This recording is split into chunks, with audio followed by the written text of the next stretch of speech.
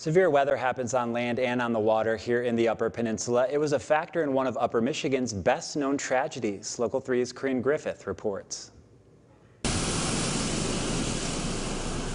We have all heard the warnings of an angry Lake Superior during a strong storm. I think a lot of people think of the UP as an area where we don't get a lot of natural disasters, but the nature is still pretty severe up here, and we do have to respect it. For centuries, the Great Lakes have acted as a passageway for ships carrying iron ore. Some ships weathered the storms, and unfortunately for others, like the famous Edmund Fitzgerald, Lake Superior never gives up her dead. When the skies of November turn gloomy. On November 9th, 1975, the Edmund Fitzgerald left Superior, Wisconsin, and was soon joined by another ship, the Arthur M. Anderson. A low-pressure system began to take shape to the south, and over the next 36 hours, a strong November storm made its way to the Great Lakes. Though the Fitzgerald and the Anderson changed course to seek shelter at Whitefish Point, communication was lost with the Fitzgerald.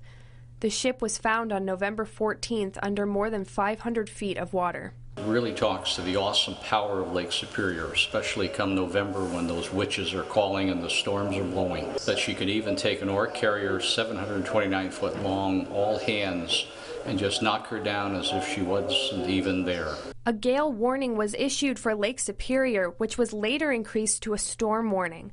At one point, the Anderson reported hurricane-force winds reaching 75 knots, or approximately 86 miles per hour. At the suspected time and location that the Fitzgerald was lost, wind and wave recordings were at their worst. By 7 p.m. on November 10th, waves were over 30 feet high, and winds were at their highest points.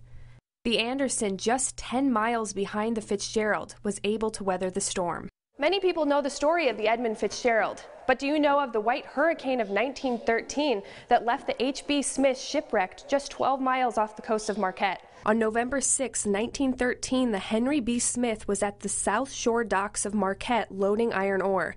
Over the next 2 days, 2 low-pressure systems moved across the Great Lakes. The Smith delayed their departure from Marquette, heeding the storm warnings. By Sunday, November 9th, the storm appeared to have subsided, and the Smith quickly left the docks.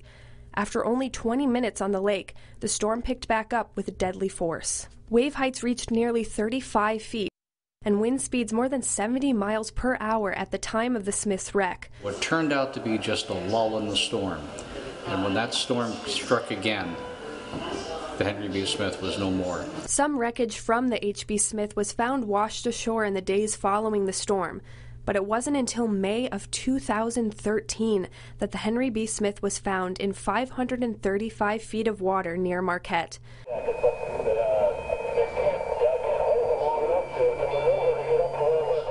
Reporting for Local 3 News, I'm Corinne Griffith.